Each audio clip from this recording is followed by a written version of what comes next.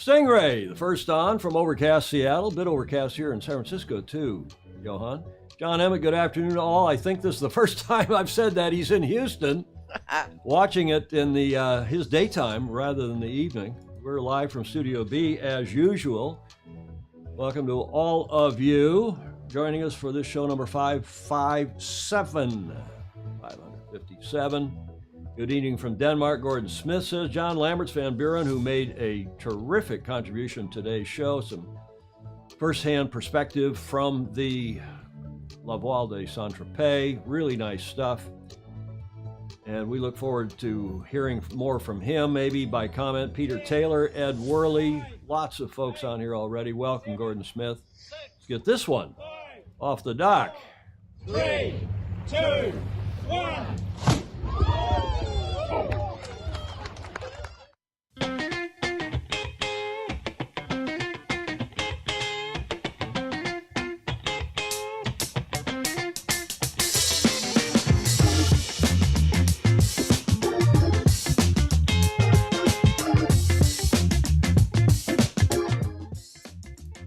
And it is show number 557 for Tuesday, the 4th of October, 2022. Welcome to all of you. My co-host, Julia Vatican, is at her usual position just across from me here in Studio B at the Beach Street Yacht Club. I trust you're well. I am. Any hot tips? Only today's Taco Tuesday. It's Taco Tuesday. Yes. It's National Taco Day. It's National Vodka Day. Oh, good. And it's the start of Yom Kippur this evening, yes, which carries over on tomorrow, the Day of Atonement. Probably the most, it is the most devout, is that the wrong word? It's the most serious day in the Jewish faith. I wonder if one can say Happy Yom Kippur. I think you can. Happy Yom Kippur. It's a big celebration in the faith of God. And yeah. The tablets, Moses got the tablets from God, right? Yes. It was, I don't have, you're kind of half Jewish, aren't you? I am. So what's the deal? What's the deal? It's the Day of Atonement. Chris Exley checking in from Salem, Mass. to the Boston's North Shore.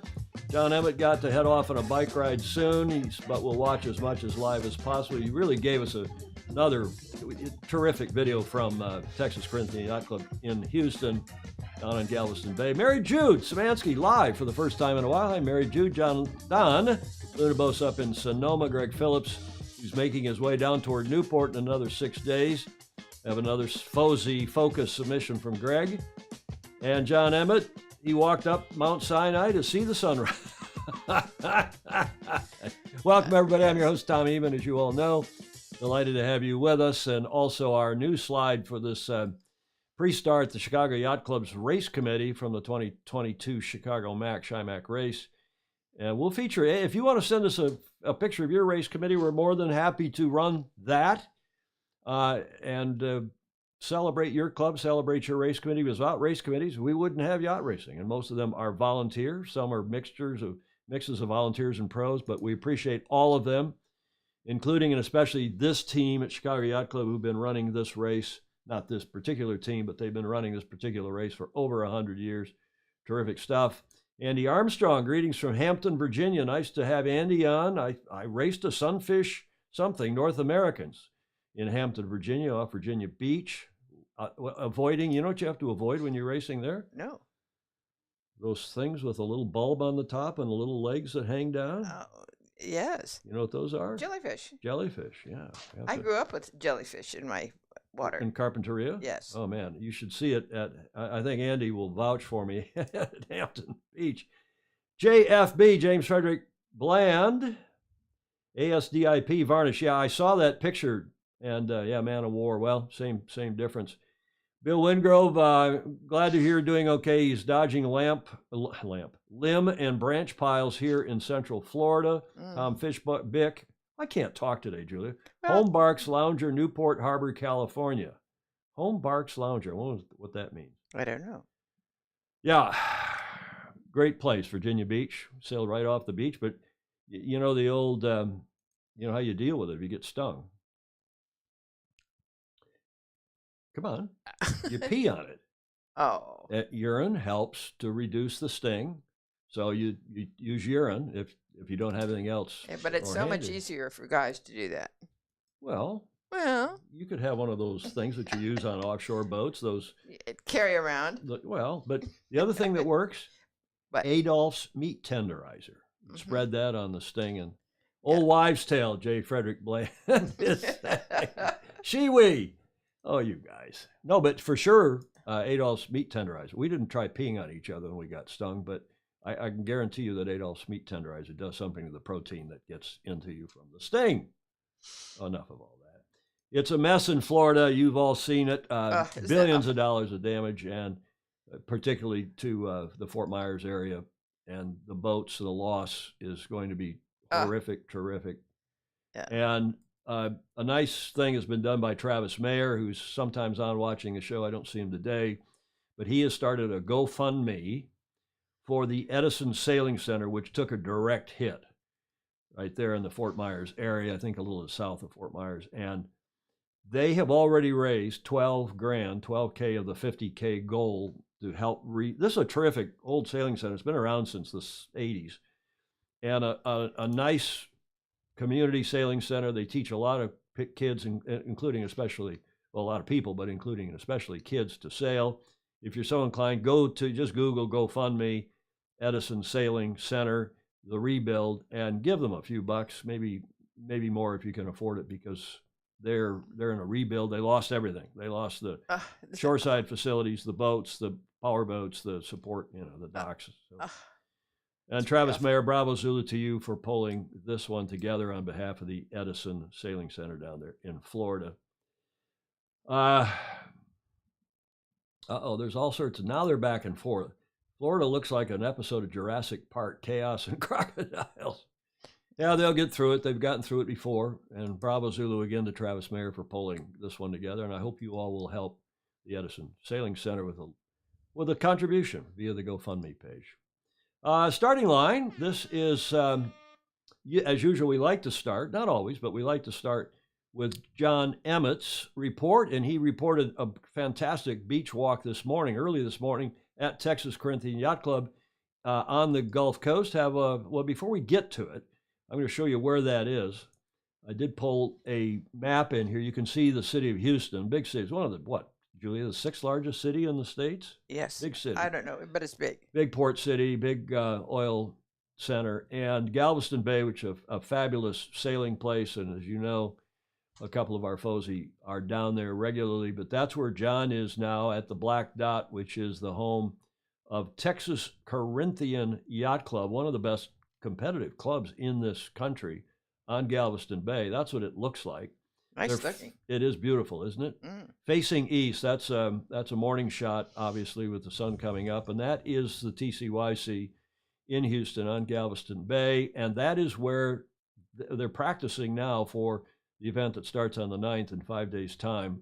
The ILCA, what we used to call the Laser Radial Women's World Championship. And as John says, you'll see in his video in a moment, there's a lot of lasers on the front lawn of that beautiful club. And the ILCA Men's, the Laser Radial Men's World Championship, concurrently the 9th through the 16th of October. And here is John's report from early this morning. Hi Tom, Julia and all the Fozy. So here at the ILCA 6 World Championships. So this will be the first time I've been in the USA for quite a while, having missed Miami for the last few years.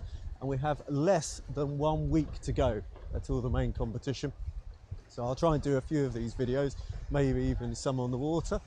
We've got all the flags flying. We've got a morning breeze, as you can probably tell from the daylight. So for several sailors, this will be their very first time out on the water here. Although we always joke about we do these regattas in the week before it's completely different, I do think there's a good chance we're training in northerlies in the racing in southeasterlies. But there's definitely a bit of FOMO going on. Nobody wants to miss out on any other starting practice. And it's a really tail-ended season. We've got a late Worlds, October, and then the Europeans are not until November. I'll try not to get run over by a passing trolley. 9 o'clock launch, so I guess a few people are getting keen to get out there. I think the important thing is doing the periodisation of training. So this is the last big run for a lot of people, and that means, I'm definitely going to get run over if I'm not careful. This is their peak, the most important regatta of the year, and it's the regatta where a lot of people have their best opportunity to get their funding. I'm definitely going to get run over by a trolley soon, so I have to stop that. At least there's no dogs around. But yeah, I would follow this event with great interest. We're actually now over halfway through the cycle, and this is where the runners and riders will come back. Particularly interested to see the performance of the 2021 Olympic medalists. Some have had quite a big break from the sailing, and this will be the first time I think everybody's back. So yeah, things are going to become clearer and clearer. I'm going to go and jump in a rib and see what we shall see. We spend most of my days at the moment videoing on the water, and we will actually have an opportunity to see what all the fast people are doing. It's not only about watching your sailor, but try and get some improvement. But actually, I think I need to go and rescue a trolley, which is looking like it's going to be floating away. So hopefully be able to join you on the show if I'm off the water in time. I think it's be the first time ever in over 500 shows that I've watched during the daytime. Nice. Look at that, nice. I want to frame that shot of John. He's got the big smile. Yeah. And whoever said he hadn't shaved, or he had shaved, it's not true if you look there closely. And the good news is, one hears from John this morning, texting back and forth. He's over whatever. He's still got the shoulder thing where he was trying to carry the camera around, and that's a long-term injury. Apparently, he's had both of his shoulders worked on, he said. And the other thing is Lily, who had COVID, and she's over it. She's had a quick, brief bout of it, apparently, and is headed, if not already, but soon to China to do television work, I guess, is what I think John said. Welcome to... and not to the Ilka Worlds. Not to the Ilka Worlds, as somebody was asking. John Albert Collings is on. What else? Looking forward to sailing. Can we also get some video from inside the club? I wonder, Gordon, if they'd allow that. John, if you can shoot some, that would be great. You can go on their website. There are a lot of nice pictures of that beautiful club. Jay Rendell up in Minnesota. Hello from White Bear Lake, where the grandsons Opti and my MC Scow are put away, and we took the dock out this morning before the cold front tonight. Aha. Pedro Foiling Sailor, we have a contribution from him today. Pedro's perspective: I'm awake, got to sleep in an extra hour, no walk this morning. Too much rain. Kate Walker can't join, but hello from Saudi. She's in Saudi Arabia. Hello, Kate. Not the first time we've had somebody on from Saudi, but nice to have you on. There's a lot of, what else here? Light and shifty is a crapshoot. Consistent good breeze is the fairest test. Okay, well, there's back and forth. Hey, Jody Shields is up and Adam Early down on the east coast of Oz and Wanji, just north of Sydney. Massive news from my part of the world. I'll be having a beer this weekend. Shocking. I know.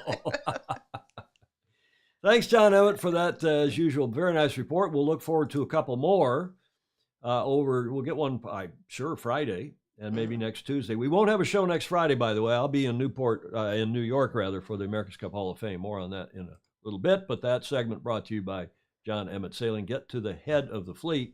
John is there racing. No, he's coaching in Houston.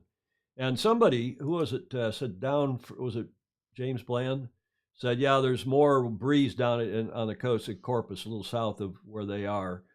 And I raced various classes in Corpus too, and it's a fabulous place. Bumpy, windy, great place to race. Windy, indeed, kind of like San Francisco Bay, in fact, Julia. Okay, a new little intro to what's become a regular segment. This is you recognize those two flags, Julia? No. I should have. That's the red diamond on white background is code flag F Foxtrot. So this is FF. Yes. This is the FOSI Focus. Aha. Friends of Sailing Illustrated. Those of you who don't know what FOSI means, and you think it's something dirty, it's not. So this is a little jazz intro to our latest segment, which has become a regular. Yes. Our FOSI Focus. And this one today is from, you know where that is? Beautiful town. No. I'll give you a hint. Greg Phillips has submitted again, and he's up in Canada, in the Maritimes. Oh, Canada. That is in Lunenburg. Oh, And I think I spelled that right. I think it's with a U.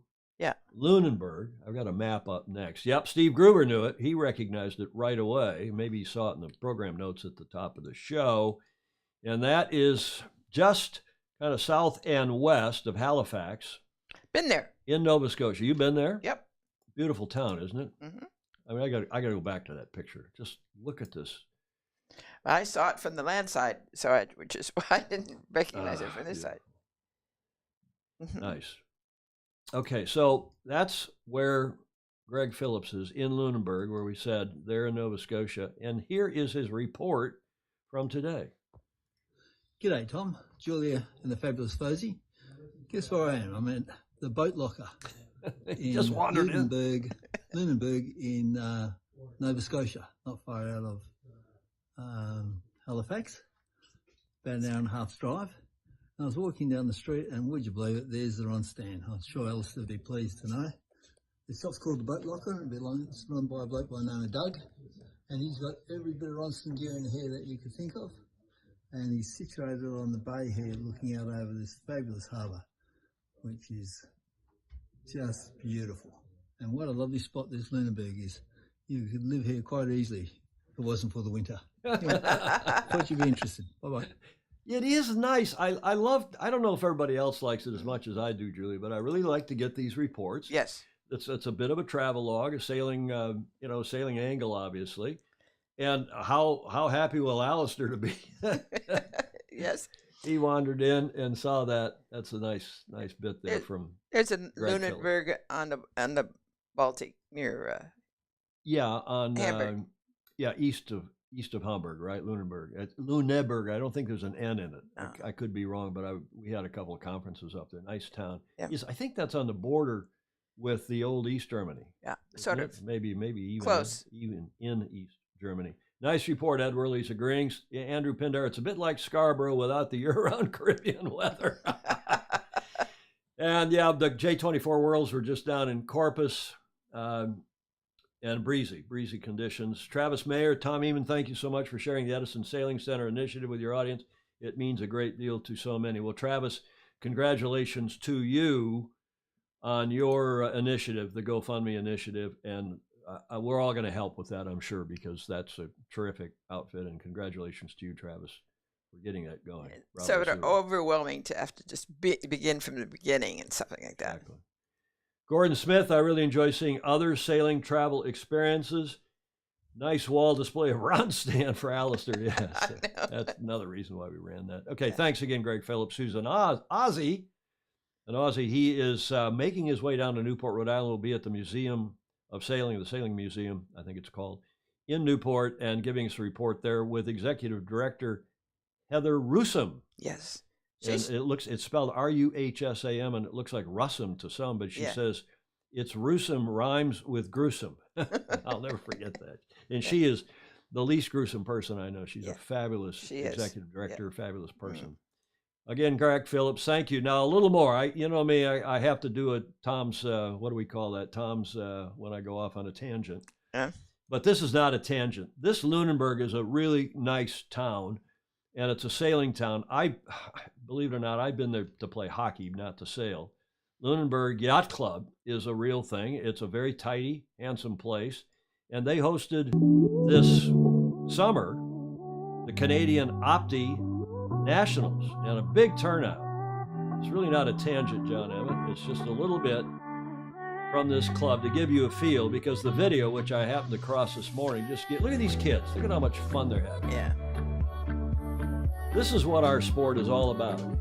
At hundreds, maybe thousands of clubs like this around the world. Yes. Kids getting together, their parents there. Look at all those coach boats. Mostly volunteers.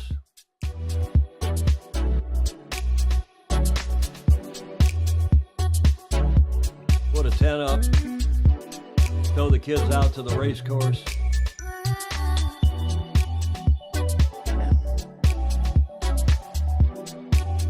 What a sport. Oh, yes. It's so much fun to see that. Don Lunabos agreeing this is very cool. Look at that beautiful scenery. Yep. I bet you Greg is really enjoying the time up there. Big turnout. Yes. Canadian Opti Nationals.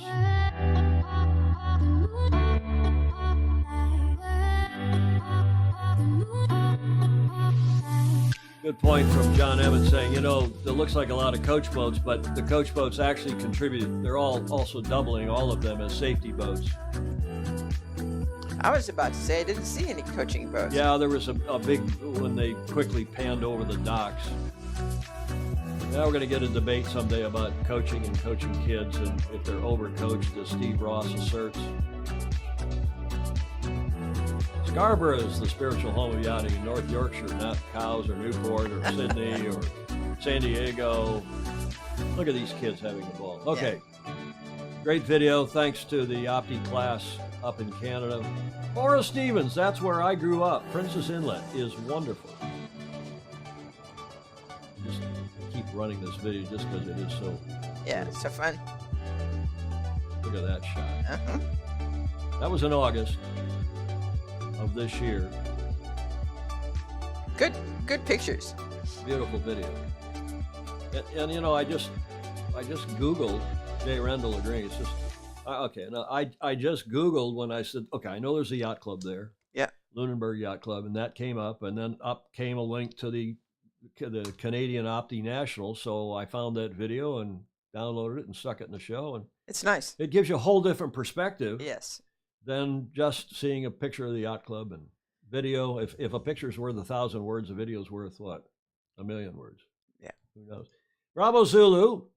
And we've got a number of them, but this one is going to catch a lot of people by surprise, as it did me.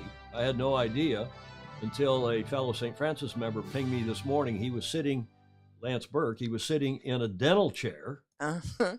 and he said, "Hey, Tom, look at this." And here's what he sent. He didn't send me all these images. I dug them up, but he said, "You won't believe this, but a sailor has just won the Nobel Prize in Physics." This was announced earlier today in Stockholm. And you see those three gentlemen up top. Mm-hmm. Alain Aspect, who is obviously French, PhD from Paris Sud University. John F. Clauser, born in 42 in Pasadena, California, Columbia University PhD. And Anton Zeilinger, who is Austrian, University of Vienna, Austria. The three of them are splitting, 12, 14 million kroner. What's that in dollars or euros? John F. Clauser, however, the gentleman in the middle, born 1942, as we said, Columbia University research physicist. He lives, Julia, Yes. see that? Walnut Creek. Walnut Creek, which is here in the East Bay. And thanks to Lance Burke, he tells me that John Clauser, who's a member of the Berkeley, longtime member of the Berkeley Yacht Club over in Berkeley, as we call it here, where some of us who are a little more, what's the word I want? A little less crazy than they are in Berkeley. But a terrific university, UCal, University of California, Berkeley, and he is a Berkeley sailor, John Clauser, who's a longtime ID, One Design 48, owner, sailor of a yacht named Bodacious, and he won the Nobel Prize in Physics for work proving quantum entanglement. Longtime racer, wife, girlfriend, he wasn't sure, Lance, Bobby Tosi, I guess, longtime YRA, Yacht Racing Association of San Francisco Bay and beyond, and Berkeley Yacht Club Race Committee organizer. So Bravo Zulu.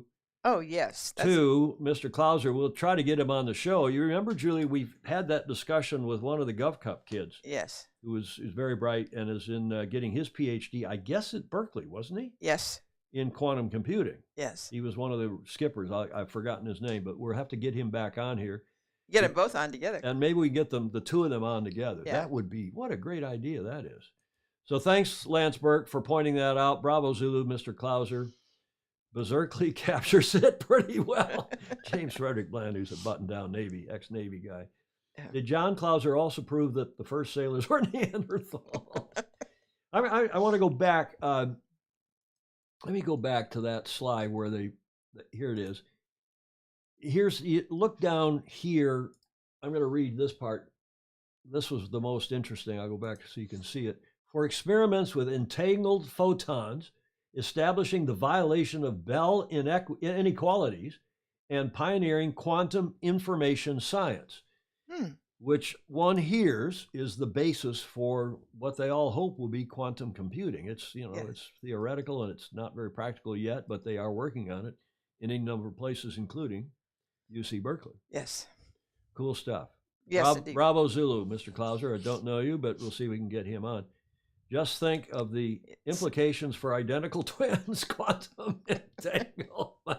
Everybody is hilarious. And thanks again to Lance Burke. Julia? Berkeley Yacht Club says, stay salty. Yeah, I'd never seen that as their claim either. Stay salty. That's nice. A good claim. The year of the Nobel Prize is about 900,000. Is that total, Chris?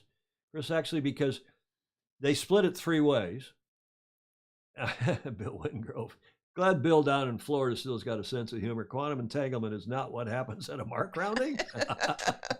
Is quantum entanglement about a TP52 collusion? I got Quantum Sales sponsoring that. Yeah. Chris says that 900 grand is total to be split among the three. Yeah, it was give or take $1 million. I know in the past. Yeah. Okay, now let's get to something else that's really cool. And Julie, we ought to figure out how to get ourselves there and cover this event, because we covered it a fair bit in our show on last Friday, and we talked about how Kismet won the Gestad Yacht Club Centenary Trophy this year, the classic yachts, that one day where that trophy is offered, and we saw our good friend Andy Green there, second from the right. A lot of you picked him out as well. British flag Kismet won the 11th edition of the Gestad Yacht Club Centenary Trophy, the traditional rendezvous at the Voile de Saint-Tropez for classic yachts aged 100 years or more. They have since put out 3 videos, plus we have a submission from John Lambert's Van Buren. But let's look here at this video, which recaps the last day of last week's classic yachting edition of the La Voile. And my friend Torben Grill.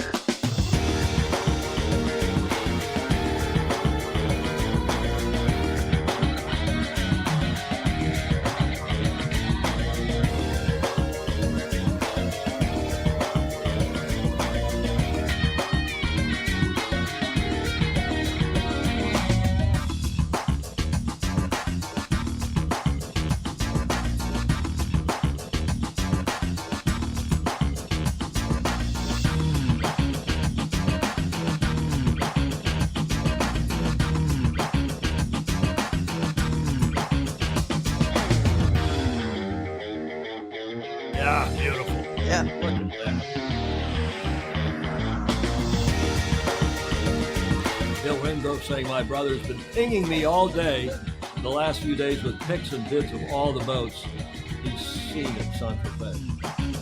It's really incredible.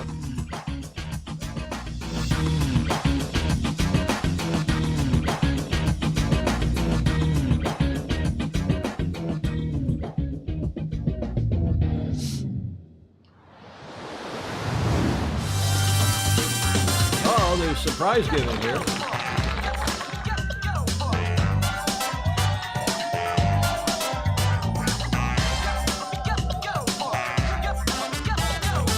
Yeah, Chris, actually, you're right. It's inspiring how hard they race those elderly classic yachts, and kudos to the owners and the crews that keep them in one piece. They're pretty hardy old wooden souls, though. Yep. Well, not all of them are wooden, but the sailing in the over 100-year class are obviously wood. Yeah. And that Scott Yacht Club trophy.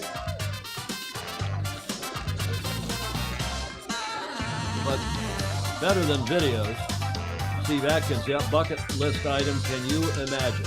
Yeah. Good point, Commodore.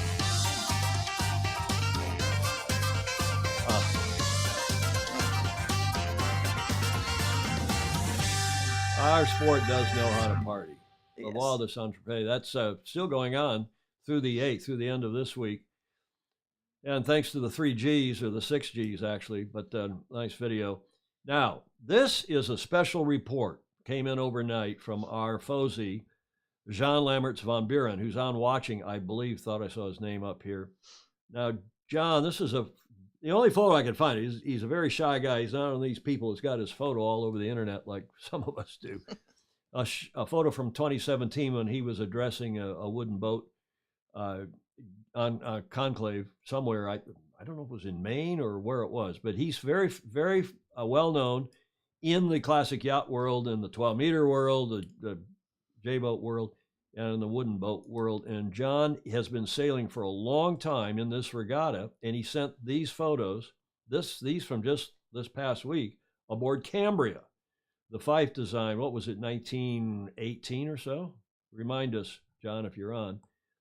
And these are photos he took from aboard of his crew. He started out on the pointy end, and he's now the navigator on the boat. Been sailing with him for years. And you won't see anything better than these beautiful photos. And he's also sent us a video here in a sec. But I have been on Cambria, John says, on a race crew for 17 years, started on the foredeck and ended up as race navigator. Cambria has 6 permanent crew, and our typical race crew is 28. Each season we do 3 to 5 regattas in the Med. The core race crew has done 10 years or more. Her captain is an Aussie legend, Chris Barkham from Adelaide. He has been her cap for 19 years. Wow. First mate Dave Hambley. Hambley is from Cornwall and has 17 years on board. And I asked him if the Aussie cap was, we're texting back and forth this morning, if the Aussie cap is the owner of the boat. And he said no. And he didn't say who the owner was, but he said the captain owns the boat, owns all of us, because we can't, we just want to come sail on the boat. I think most of them are not pro, but maybe some of them are. Probably the captain and the first mate are. But there's more. This is a video that John shot. Oh, look at that. Of a schooner, Elena, a 1911 Harrisoft design skippered by Steve McLaren. She's 160 feet overall, carries about 1,200 square meters of upwind and over 2,000 square meters of downwind sail. Race crew of 40. Oh. Major management job. Now, they had a lot of breeze for a couple. They had Mistral, and they didn't race. And then the last day, they say, was champagne sailing conditions. I think that's what you're seeing here. Yeah. Fabulous conditions for the classic yachts at La Voile. And then at night, this is the scene. A couple of pictures again from John. Cambria is a spectacular yacht, David James agreeing. Yep. How would you describe the traditional roles of captain, first mate, skipper, navigator, and strategist? Do they vary across boats classes? Not so much. Not so much. I think it's more or less the same. Soren Berg is on. Hello, Soren. Wacker Segling. What does that mean auf Deutsch? Or is that Segling? Is that German? Or is that, maybe it's another language? Segling perhaps is. I don't know what Wacker is. Wacker. Another, Peter Taylor, wow. There were 90 entries in the classic division this year. This is again from John Van Lammerts van Buren. On average, the event draws some 25,000 spectators per day. The press office has accredited 150 journalists for the event and some 4,000 sailors from around the world. It is without question the most amazing and spectacular melting pot of sailors who come to sail, have fun, and party until the wee hours. Mm-hmm. Mm-hmm. Which is what our sport is all about. I think whether it's Cows Week, whether it's Big Boat Series here, Julia, whether it's Sydney Hobart, I don't know if it's because sailors are so happy to get back to shore in one piece that they're partiers. I was across the Gulf in Lazy Sombre during one of these, and there was no way to get there. Well, this is a bucket list. See what Fritz Mueller is saying. This has become a bucket list event for me. Jonathan Frank, who's down in Texas, I assume, unless he's on the road flying for United. Art in motion. Mm-hmm. Good points. It's the perfect break from a workaday world. There's John. Thank you, John, for that. But wait, there's more. This is Cambria docking out, John says. Here's what happened when Cambria left the port of Saint-Tropez after the last race. Goosebumps.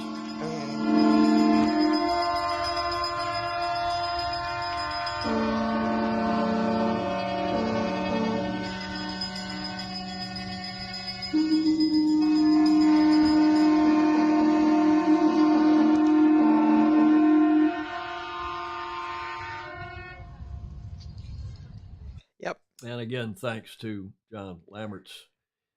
Van Buren. What a nice look. 25,000 spectators. That doesn't happen at Rolex Big Boat Series or Cows. It doesn't even happen at the America's Cup unless you're in Auckland, which is, of course, where the Cup should be Yes. in 2024. Now, there's more. We have another video, the official review of the first week.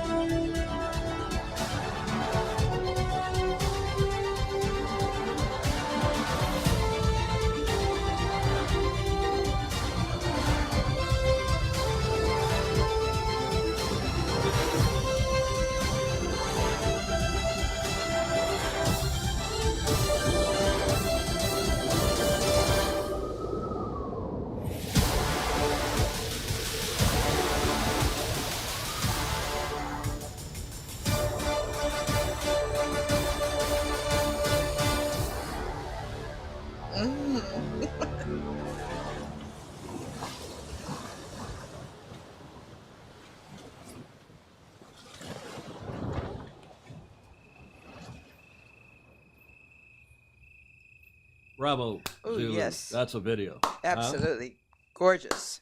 And that's my favorite part of doing these shows is curating, finding those videos that we Yes. think are really cool and getting them to all of you. But wait, there's more. This regatta carries on, continues this week. And now here's a preview from this week's Maxi Racing.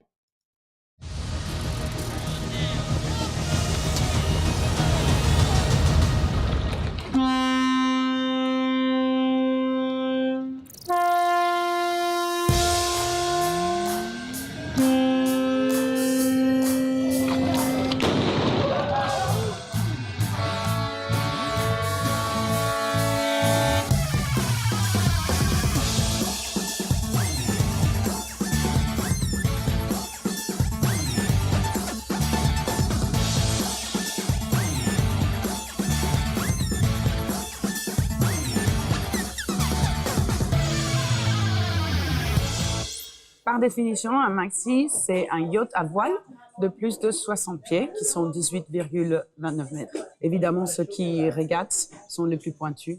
Donc, c'est des bateaux qui ont des caractéristiques et des technologies très modernes. Et en plus, ils ont à bord les meilleurs sailors du monde. Tous les bateaux sont différents. Et donc, c'est vrai que pour nous, une des choses les plus importantes de l'association, c'est vraiment réussir à faire les divisions de classe et à avoir un système pour lequel ces bateaux puissent régater ensemble d'une forme juste. Le championnat Maxi Mediterranean Short Challenge, c'est vraiment les régates plus prestigieuses de la Méditerranée qui sont inclus dans les séries, dans le championnat. Et ça se termine avec les voiles de Saint-Tropez. De toute façon, un peu la saison Méditerranée se termine avec les voiles, donc c'est vraiment mythique. On a Capricorno, on a Magic Carpet qui est un Wallicento, comme Galatea, et puis dans les Maxi 72, on a Getu et North Star. C'est les bateaux qui pourraient gagner le challenge après les voiles de Saint-Tropez.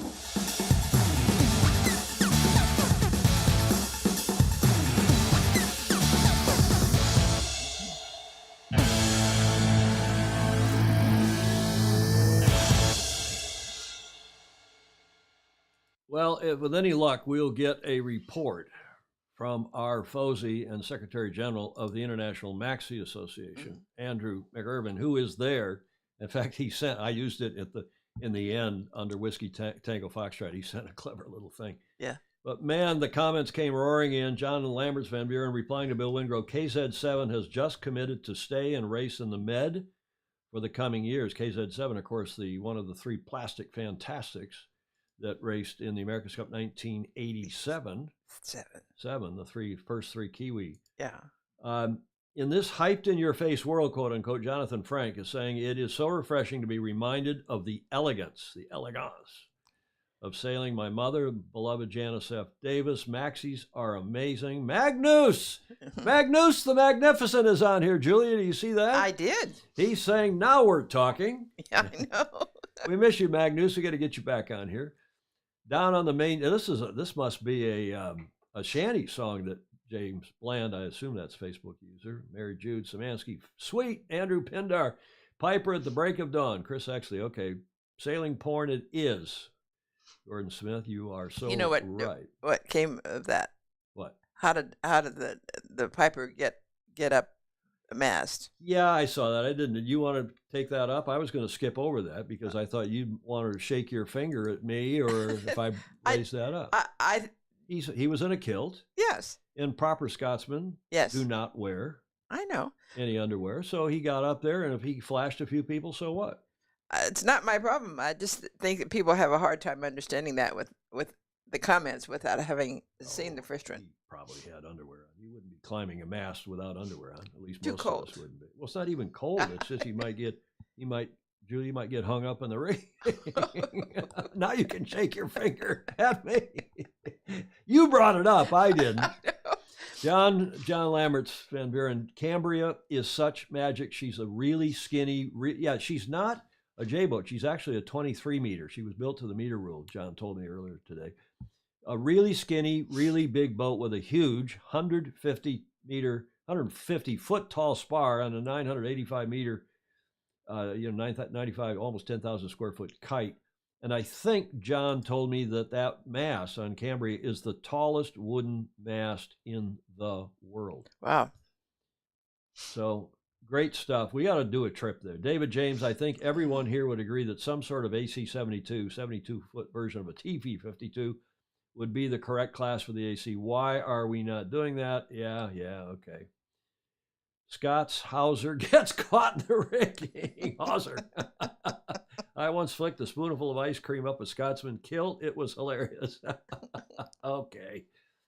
Replying to Harry Cushing. Harry Cushing's on here. I don't think they ever... Okay, there's some comments I'm missing. Bring back the monohulls. There they are. Harry Cushing is saying. Of course, John is doing monohulls in Houston, Texas. Yes. At the Texas Corinthian Yacht Club for the next couple of weeks, and he'll bring us some more reports. If you missed it, it's at the top of the show.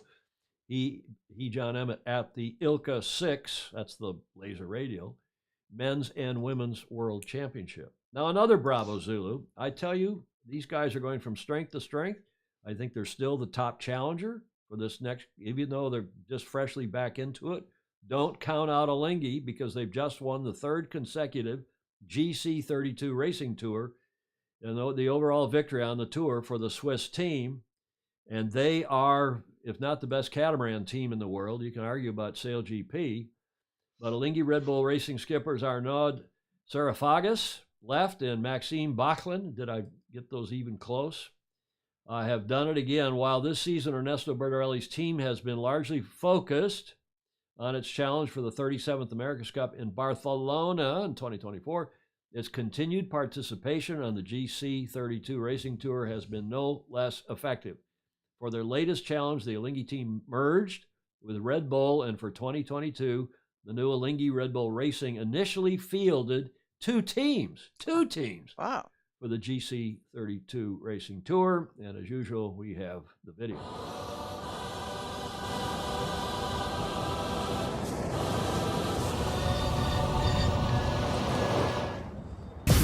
But I won't stay down. I run this town, ain't backing down. We going in rounds. Yeah, the moves will blow. These moves too deep. I'm on my feet, the underdog, and I won't be beat. In the fire now, but I won't be burned. I was waiting for this, and now it's my turn.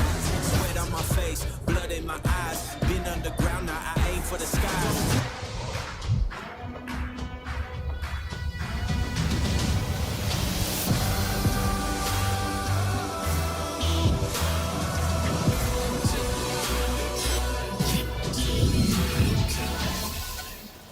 So Bravo Zulu to Alinghi, winning again the GC32 circuit. Lots of comments coming in back and forth about, and Luca Craig is saying his niece wants to go to Sail GP in Christchurch.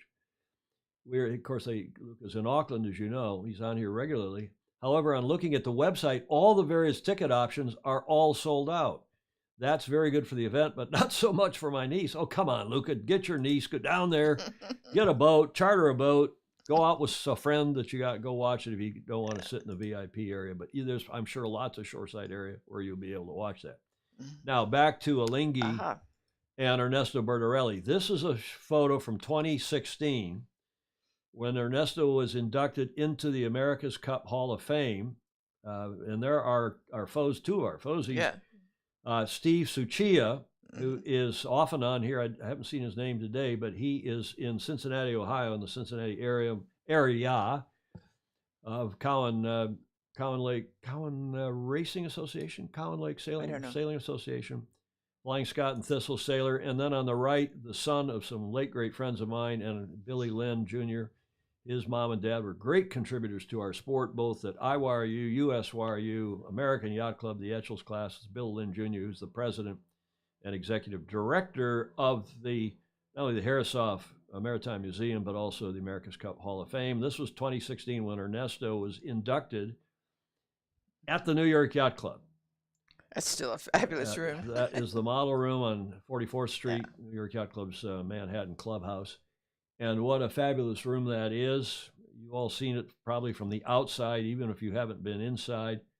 They're between the Harvard Club on the right and what is now the Sofitel, and further down is the Algonquin Hotel. You can see just in the lower left corner where the Blue Bar, if you're looking for a bar on the weekends, or even during the week, but if you're at New York Yacht Club during the week, there's a bar open at the club if you're a member or have reciprocal. But if you're not, you go down to the Algonquin Hotel to the Blue Bar, the famous old Algonquin Hotel on 44th Street between 5th and 6th in Manhattan.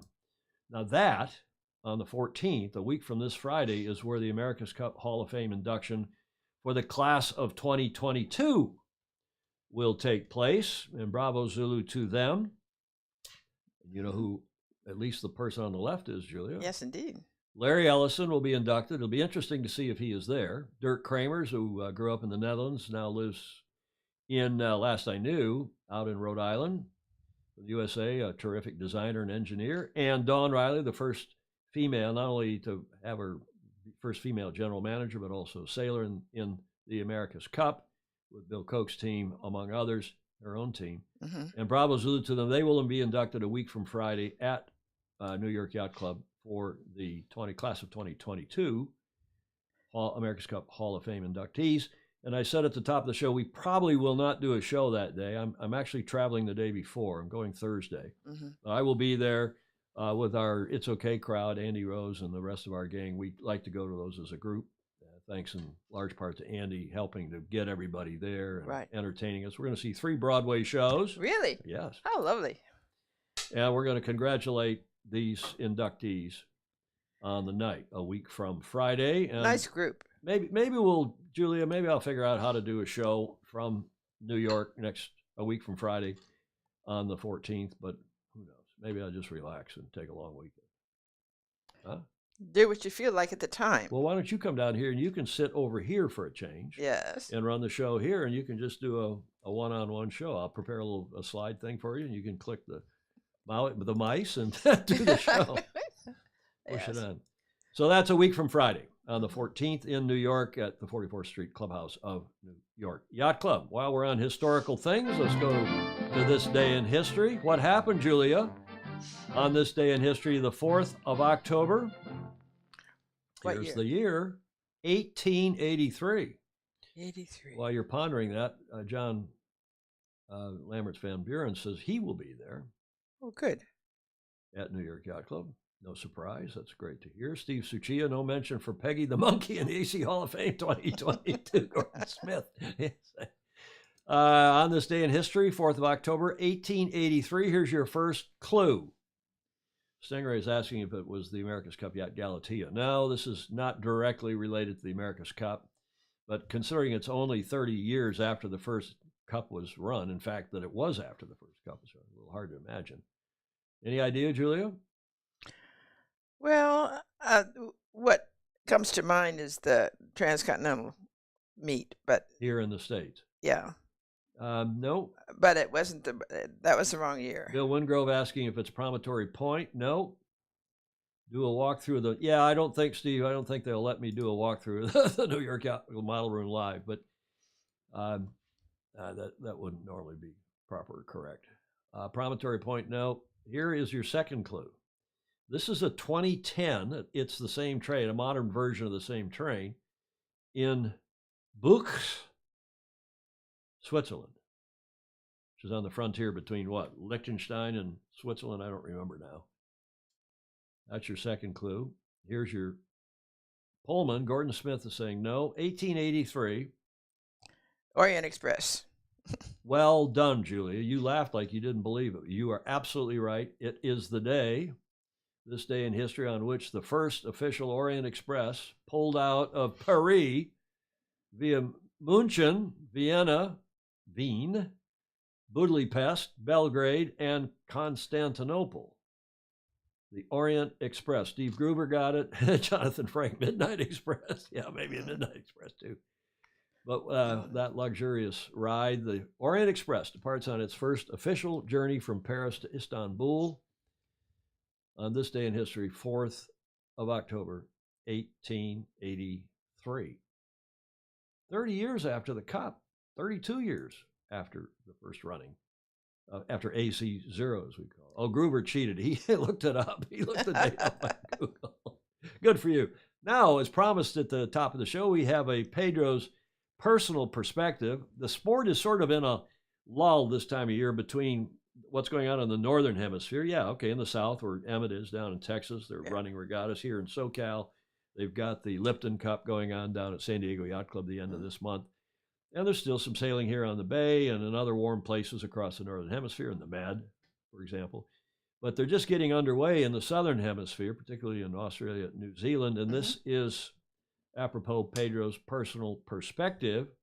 And he says, Tom, another PPP, another PP. Maybe we can cut that down and just call it a PP. Pedro wouldn't like that. No. Peter Stevenson, he says the original 18-footers on Sydney Harbor with old farts sailing them, living the dream. And he sent a video, which I'll show you in a sec, but it's the Australian Historical Sailing Skiff Association. It was established in 1990 by a group of skiff enthusiasts. The objects of the association, quote, shall be to acquire, restore, build replicas of, sail, race, display, and promote historical Australian skiffs and other open boats which the association considers worthy of promotion. Sydney's historical 18-footer season opens the 9th of October with a visit to Belmont's 16 Centenary Regatta, so in this coming weekend. Then from the 15th on in Sydney Harbor every Saturday. Results, photos will be up on historicskiffs.org.au. And Steve Ross saying that antique 18s are crazy. David James talking about 1934. I'm not sure if that's apropos Agatha Christie on that first Orient Express. That's when they get. Is that it? That's it. Refers to Agatha. Oh, I see. Wingrove asked the question, how long before the murder on the Orient Express? And David James says 1934. But back to this history now.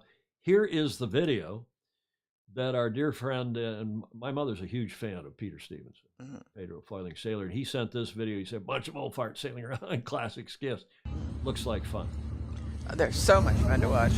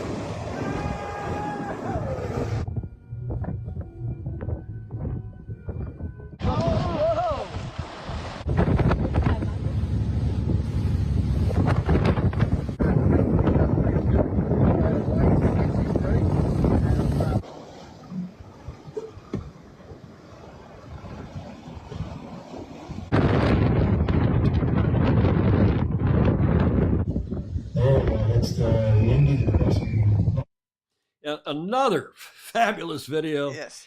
Reliably windy, iconically beautiful. We say that about San Francisco Bay, but you got to say it about Sydney Harbor. Absolutely. You got to say it about the Med this time of year. You got to say it about Lake Garda. Yes. Wonderful stuff. Thank you, Peter Stevenson. That was an amazing video. Pedro's personal perspective. And again, I so thank the FOSI for sending in stuff like John Lambert's and Byrne sent in. Peter, I would have never found that video, seen that video if Peter hadn't sent that in. Yes. So we do appreciate it. I don't run everything that comes in, or at least not right away if it's evergreen. But thanks again, Peter Stevenson, for that. And then, of course, I have to go off on a tangent and find out what's going on with the 18-footers. They're so much fun to watch. Indeed. And the New South Wales 2022-23 skiff event calendar is out. It's been out for a few months. Starting, as Peter said, on the October 8th, 8/10, the way the non-American, the rest of the world does dating. So this coming weekend, the Belmont Centenary Regatta and the 16s are sailing, and then it goes on from there through the 2nd, through the 11th. See, even I can't read. That's why I use numbers, month spelled out in 3 letters, and the date, because that's the only way I can keep it straight, having lived in Europe all this. But in February, it runs through February 11th of 2023. And our FOSI, yes, Harry Price, his mother, I'm going to start this again. His mother submitted this video. It's just a quickie. Yeah.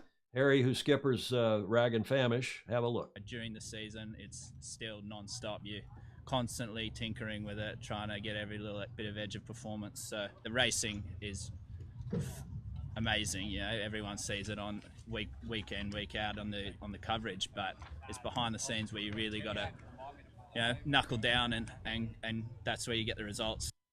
So we're going to follow that, perhaps even more intensive than we have in the past. Thank you to the Price family. Christian Price sent that to me, and Harry and the boys are back in town. That was the theme. I didn't, they had some music, but you know, if I play the music, we might have a copyright strike or worse. So I didn't run music, instead doctored the slide up. We'll be watching that. That's yes, that'd be great. And the 18s, and also, what's the smaller fleet? Is it the 13s? There's 2 skiff fleets that now race together, I think, regularly. The 18s, is it the 12s or the 13s? Somebody on here will know. Great stuff. Yes, I should Great remember. stuff indeed. Let's go to comments. Replying to Peter Taylor, Mary Jude Szymanski, there's one still, I think, always at least one mouser. I'm sure. What's that?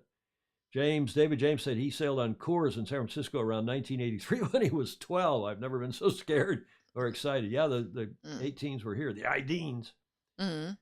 Steve Gruber, when we got blown out in junior sailing, we would go to the community center and watch sailing movies, 16 millimeter. Oh, not porn? It's good. We used to go look at Playboy magazine, and our sailing instructors up in his house. One of these, that's the good kids who weren't down doing buoy practice or docking practice. One of those movies was about 18-footers, been following them ever since. This was the early 70s. Epic sailing, John Lamberts Van Buren saying, triple exclamation point, fantastic sailors too. John Winning and Harold Cudmore are fixtures, just to name two. Wow, those old farts, as Peter Stevenson called them, look like they're having a blast. Okay, lots of other comments. We'll go back and Julia read the comments after the show, the ones that we're missing here. We're an hour in. If you're just joining us, we are, whoa, that's loud. I pushed the volume up a little bit for that last video. Correct or Crutonic, and I ask you just a simple question because several people complained about this photo. Not that I ran it. This is the Star Sailors League, the Gold Cup. And they've dressed all the teams up. So they're about to get at this in earnest here, or the teams that have made it through to the finals. This obviously is the Polish team, and they've dressed these teams up in what looks like football, or soccer as we would call it in North America, soccer gear. The hats, the matching shirts, the matching shorts, the knee socks that look like you're covering up your shin pads, shin guards in soccer and football. Sorry to our non-Americans. Are these uniforms on these sailors correct or Crutonic? Are we? It's not quite cultural approbation, Julie. I wouldn't say that, would you? But are we looking Crutonic as a sport when we're trying to obviously emulate football, soccer, with these uniforms? Depends. Or is it cool? Depends on the potential audience. Crutonic, Steve Ross says. Yeah, why are we wearing sailing clothes? Why don't we wear clothes that look like sailing clothes? Yeah. You know, even in the classic, when the Ideens, as you just saw in that the skiffs in that fabulous movie, they're wearing the classic rugby shirts. But that's been big in the sport since at least the 70s. Silly, Jonathan Frank is saying. Correct. David James likes it. He says it's correct. He hopes it's going to attract, I suppose, other sailors, other non-sailors into the Gold Cup, the Star Sailor, the SSL Gold Cup. Woody's Illustrated. Yeah, we have concentrated on some Woodies today. Peter Stevenson, Pedro Filing Sailor, is saying 12s, 13s, 14s, 16s. Pick a link. So at Manly, the 16s, there's also 12s. We are so spoiled down under, Peter Stevenson is saying. Yes. Other comments. Compared to what I wear racing, they are Crutonic. Swim shorts and a T-shirt, preferably from Mark Michelson. I hope Mark's on here. What a great job he does. He and his wife do with clothing if you need it, and also helping us with weather. Last I looked, football players don't wear caps. Good point, Steve Gruber. Any other comments on this photo? It did on Facebook, not on my page. I saw it someplace, and a lot of people were complaining about it, so I thought I'd run it past the Fozy. In this instance, I think it's okay, Gordon Smith says, but for sure other styles are available. I hope this thing goes very well. I hope it gets a lot of eyeballs. I hope the television is successful. I hope the racing is fabulous. We shall soon see it. I can't remember what day it starts up on, but you're kind of a mixed views whether having football kit, as you Brits might call it, is correct or Crutonic. Those hats are trucker style. They are kind of big trucker style hats, Bill Wingrove. Yeah. Okay. The tall socks are a little Crutonic if you aren't wearing shin guards, Steve. Yeah, I agree, Steve. What's the point of wearing? It's too corporate, Ted Ryman is saying. Yeah, it's a lot of people are reacting the same way, that it's just a little, something's off about Graham it. to me looks like they stole the yacht. Graham Sweeney, that's a great comment. No mesh. However, treating the sport as the caps that the truckers wear are mesh caps, and we'll see. Okay, enough of all that. That gets us to the America's Cup segment, very brief segment. And by the way, the America's Cup Senna, I didn't run it because it was so boring. They're getting ready, I hope, to do their world land speed record attempt. And they sent out a 60-second video, maybe not even that long, of how far out in the boonies, we would say in Michigan, out in the boondocks or out in the outback, you might say, I guess, in Australia. And it's just a video of a car driving with a GoPro or something in the windshield down this long, narrow lane. And they finally get to this dry lake bed area with the container where they're going to do this attempt. And for the life of me, I didn't see what was so interesting about that video, so I've declined to run it. But West Jesus, Australia. Yeah, out east, West Jockstrap, as we might say. But that's the America's Cup, that news. I didn't run the video, but there is news now for those of you down in Florida. I guess they've avoided the hurricane, but American Magic is back at it in Pensacola, where they've opened their winter training camp. Tom Slingsby, according to the website, Sail Web, which picked up on the American Magic press release. Tom Slingsby will join the American Magic team in Pensacola, Florida, up on the panhandle of Florida, where the New York Yacht Club American Magic has its training base and begins working toward the 37th America's Cup. Slingsby sailed with Oracle Team USA in 13 and 17 and won the first 2 seasons of Sail GP as the driver of the Australian team. I think this is a real coup for Terry Hutchinson and the team, no doubt. Slingsby will continue with his role on the Australian Sail GP team. Slingsby will join Britain's Paul Goody, who will continue with American Magic in the team's second hunt for the America's Cup. The New York Yacht Club's American Magic AC-75 was relaunched after 17 September, that date in the protocol, after which previous teams with boats could launch. Alinghi could launch before that because they're a new team. And they've just got boat 1 from Emirates Team New Zealand from the previous go-around. The team, that is American Magic, will remain in Pensacola all winter until relocating to Barcelona for the final push into AC-37. The 37th America's Cup, as you all know, will take place sadly in Barcelona, Spain in September and October of 2024. And Magnus the Magnificent is writing great stuff about Barcelona, Alinghi was there training this week, and they got in they're trying to train and foil and in the seaway that not only that is there in the Med often this time of year. Remember, the Cup's going to take place October, November. Mm-hmm. And then the seaway bounces off that long breakwater, and it gets all sorts of mixed up, jumbled up stuff. It'll be interesting to see how that goes. Driver equals skipper. Yeah, but the Cup will take place in Barcelona in September and October. Is it September, October, or is it October, November? I guess September, October, according to this release from American Magic. To the comments, skipper equals helm, so confusing. I don't know, Stingray, who is technically the skipper, who's calling the shots on that boat. I don't think Terry's going to sail on the boat this time, so maybe Tom is the skipper as well as helming. I do think he's going to helm. We'll see what Goody is doing on the boat. American Magic have been quite quiet, have they not? Yes, Gordon Smith, they have. And David James asking the same question, driver equals skipper. Have you seen Dave Reed's interview with principal hull designer Bobby Kleinschmidt on Sailing World YouTube channel? No, I've not, Chris. I'll go have a look at that. Maybe we'll put that in Friday's show or next Tuesday's show. Thanks for that.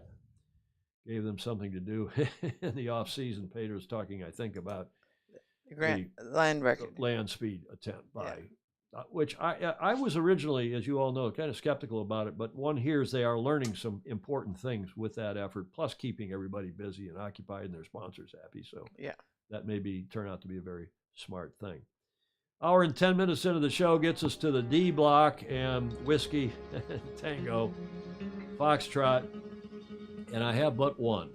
This from our good friend, Mr. Dr. Andrew McIrvin, who submitted this. It's obviously a napkin. I guess it's a napkin. He said this is, and he's in France, a French army knife with nothing but corkscrews on it. You gotta admit that's clever, right? It is. Thanks, Andrew McIrvin, and hopefully we'll hear from him before Friday's show and see what's going on. Get another first-hand report this during Maxi Week from the International Maxi Association's IMA's Secretary General, Mr. Dr. Andrew McIrvin, who's been on this show, a dozen times by now. Yes. Stingray, there are so many AC sailors in Sail GP. Will be interesting to see how long they get allowed to stay racing that series. Could vary by team. Yes. Good point, Stingray. in my experience, Steve Gruber's saying, in my experience, skipper is the team manager on the water. Yes. Driver is a new term for helm to appease the non-sailors. Yeah, to be fair, we've used driver back when who's driving today? Are you going to drive around? It's okay. Even with a tiller, who's the driver? Skipper, helm, driver. I mean, driver seems to be more clear than helm to a lot of people. That doesn't offend me nearly as much as using kph or mph for wind speed instead of knots. I don't know. Any other comments? Gordon Smith, thanks to all. I had a great evening. Gordon, have a nice evening there. We're in Europe. It's 23:10, so it's probably not past your bedtime, but certainly past time to have a good glass of wine and use your corkscrew. Gets us to the finish line for today's show. Friday, we'll have a Cup History Challenge, that nice, I think the third one that Ed Worley has done for us, a little trivia quiz on the America's Cup. We'll have that in Friday's show, and we will have Alistair's awesome Aussie anecdote, his latest anecdote, which is about volunteerism in sailing. Really it's a good nice. One. It's really good. Did you see it? Did you watch the video? I did. Yeah, that's in the can. Hooper drives the boat, Chief. That will be on Friday, both Ed and Alistair. In the meantime, Julia, your witness. Yes. Take this opportunity to like, follow, and share. It's surprisingly easy to do. Yeah, push the bell. It helps us, especially now on YouTube. If you're watching over on YouTube, the more YouTube viewers we get, the better it will be for us, big picture, long term. Not financially even, but in terms of what YouTube will let us do. Likewise with Facebook. Comments are welcome too, even in replay. And if you are so inclined, not only support Travis Mayer, what he's doing with Edison Sailing Center, give them a few bucks. Go to that GoFundMe page, as we said at the top of the show. But help us out on Patreon, patreon.com/join/Sailing Illustrated, and give us $1 or $5 or $10 a month to help keep us on the air.